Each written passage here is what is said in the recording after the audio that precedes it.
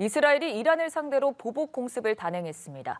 오늘 새벽 이란의 수도 테헤란 등이 공격을 받았고 이스라엘 군은 이란의 군사시설에 대한 정밀 타격을 진행했다고 밝혔는데요.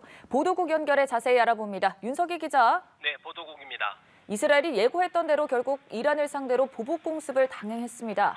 네, 그렇습니다. 이스라엘이 현재 시간으로 26일 새벽 이란에 대한 보복 공습을 단행했습니다.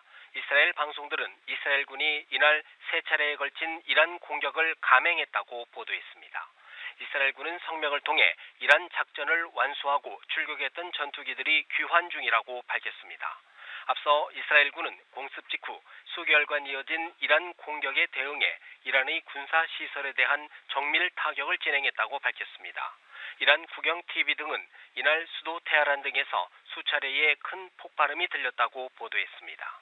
이스라엘군은 테헤란에 대한 공격 이후 남부 시라지에 2차 공격을 가했습니다. 총 3차례에 걸친 타격 대상은 주로 이란 내 미사일과 드론 기지, 생산 시설에 집중된 것으로 확인됐습니다. 뉴욕 타임스는 이스라엘 당국자를 인용해 이번 공격에는 100대 이상의 드론과 전투기가 관여했다며 20곳 이상의 이란 군시설을 공격한 뒤 오전 5시쯤 종료했다고 보도했습니다. 이스라엘이 보복 공격을 단행했습니다만 그 대상을 군사시설로 제한했는데 일단 수위를 조절했다 이렇게 봐야겠죠.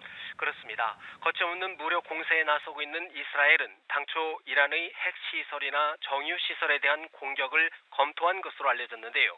이번에는 일단 군시설로 공격의 대상을 한정했습니다.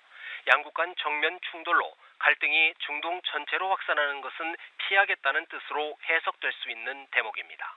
이란 반관영 뉴스통신 파르스는 이스라엘이 테헤란 서부와 남서부의 몇몇 군기지를 공격했다고 보도했는데요. 이란 당국은 테헤란과 일람, 쿠제스탄 등 3개 주에서 이루어진 이스라엘의 공격을 격퇴했다면서 이 지역에서 제한적 피해가 발생했다고 발표했습니다. 지속되는 공습에 이란은 항공기 운항도 전면 중단한 상태입니다. 다만 이번 공격으로 인한 인명 피해는 아직까지 정확하게 확인되지 않고 있습니다. 이제 이란이 이번 공격에 대해 어떻게 대응할지도 관심사인데 일단 맞대응 방침을 시사했다고요? 그렇습니다. 이란 반관영 타스님 통신은 당국자를 인용해 이스라엘이 취한 모든 조치에 비례하는 대응에 의심할 여지가 없다고 밝혔습니다. 이스라엘이 이번 공습에 다시 한번 맞대응 방침을 밝힌 건데요. 이스라엘군 역시 이란이 재보복에 나설 경우 큰 대가를 치를 것이라고 경고했습니다. 미국 인터넷 매체 악시오스는 이날 공격과 관련해 미국과 이스라엘 정부는 이란이 군사적 대응에 나서겠지만 제한적 수준에 그칠 것을 희망하고 있다고 보도했습니다. 이스라엘과 이란은 지난 4월에도 한 차례씩 공격을 주고받았는데요.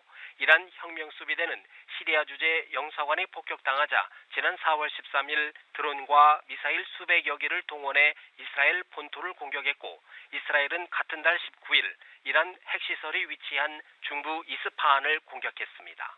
당시에는 양측 모두에서 큰 인명피해가 발생하지 않아 이른바 약속 대련을 한 것 아니냐는 분석이 있었습니다.